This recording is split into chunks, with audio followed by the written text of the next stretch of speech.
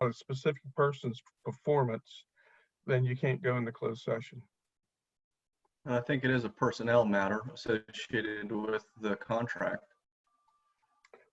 The contract's fine to go in executive session, but the expectations, I would say, are not.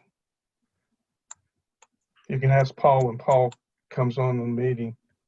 But I do think when we begin discussing the expectations and what we want from this town manager, I think that those will be specifically, in some cases, referencing one of the candidates and the interview we had with that candidate and the answers that that candidate gave. And so I don't know how to split that out between general expectations of anyone and specific expectations of a specific candidate. Does that make any sense, Bob? I understand the differentiation that you're making, and oh, you're on a fine line. If you talk about his potential performance, then I guess it's okay to go into closed session. Well, I think that's what we would be doing, and I know that in talking with a couple of commissioners, I know there's some specific things that were brought up during the interview process with a candidate that is going to form the basis of one or more of the expectations as it relates to that specific candidate. Okay. All right. All right. So with that, again, do I have a motion to approve the agenda for the special meeting? Motion to approve the agenda. Is there a second? Second. All those in favor? Aye. Aye. It's unanimous. So the one thing we had on the open agenda that we needed to or wanted to talk about was the policy for naming town parks. And I think in your emails and on what was posted today is the memo from Mr. Morgan referencing the good work Kyle did in trying to put together a policy kind of statement that we might discuss tonight. And then I would think after discussing it tonight, we would put it in final form and then vote on that at our next board meeting. So is there any discussion concerning the proposed policy for naming of parks?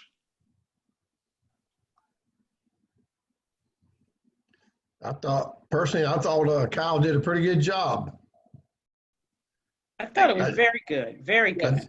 I do like the aspect of it, the final decision, or maybe the final three names or persons be left up to the town board. I agree. Yeah, I thought it was very good. I agree. Because as So, you know, we can get fired. Yes, yes, we can. So I'm sensing that the board is okay with this policy, and would ask Mr. Morgan then to put this in final form for us to adopt at our next board meeting in July, which would be on the 27th. Is that acceptable?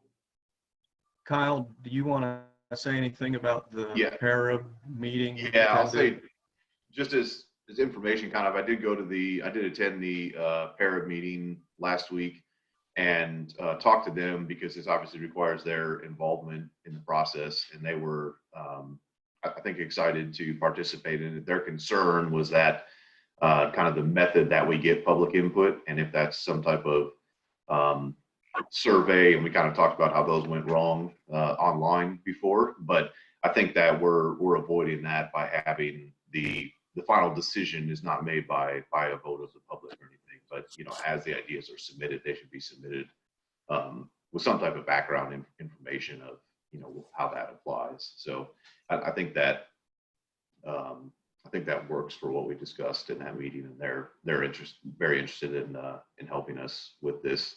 There's potential later for some other work to be done to name bridges or streets or other things that came up, but I think that this is a good start for what we know is an immediate and ongoing need.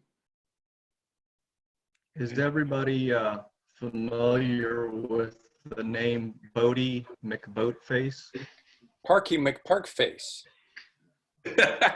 Is there a Parky McParkface? All right. And then I guess just the other comment that I had in here is for the criteria. I don't know if we want to have a preference or order for those criteria or not in the final one. That would be the other part of the discussion. And I think, Kyle, you envision that either the citizen or the Parks and Rec Advisory Board prepares a statement that includes these characteristics that the community should find valuable in the naming.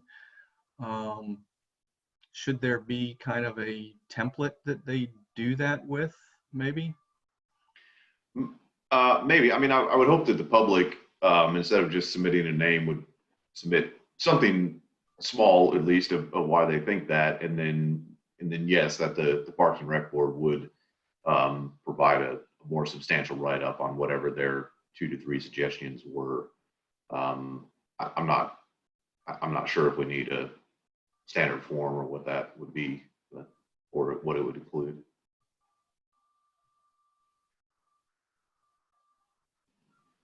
Well, I think it's a great step forward because, as you know, some of the, parks are getting named sort of at their inception without any real input. I think this is a good move.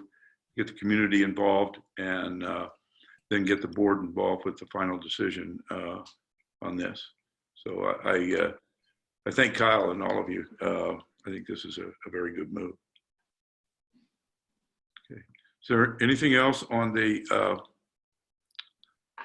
parks naming? If not, then I would entertain a motion to go into closed session to discuss the town manager candidate expectations and contract. Well, so we're formally asking Mr. Morgan to take Mr. Shipp's Yes. draft and put that in a policy. Yes, and bring it to the board at our next board meeting on the 27th. All right. Do we need to put that to a vote? We certainly can. I would entertain a motion to ask Mr. Morgan to put the parks naming policy draft into a policy that we could review and approve at our meeting on the 27th. So moved. Second? Second? All those in favor? Aye. Aye. Unanimous? Thank you. Well, now I would entertain a motion then to go into closed session to discuss candidate expectations and the contract. So move. Is there a second? Second. Second. All those in favor? Aye. Aye. It's unanimous. Now, Cassie has sent the closed session stuff to you in an email. And Cassie, if I understand correctly, and Bob, I guess we need to go to, when we come out of closed, we'll have to come back into open to close the meeting, or no? That is correct. And so I'm going to send a new link to come into open session. Okay. And then After, you would just need to text me when you're ready to come back in. I will do that, Cassie. All right. Thank you. See you in a short bit then. Thank you.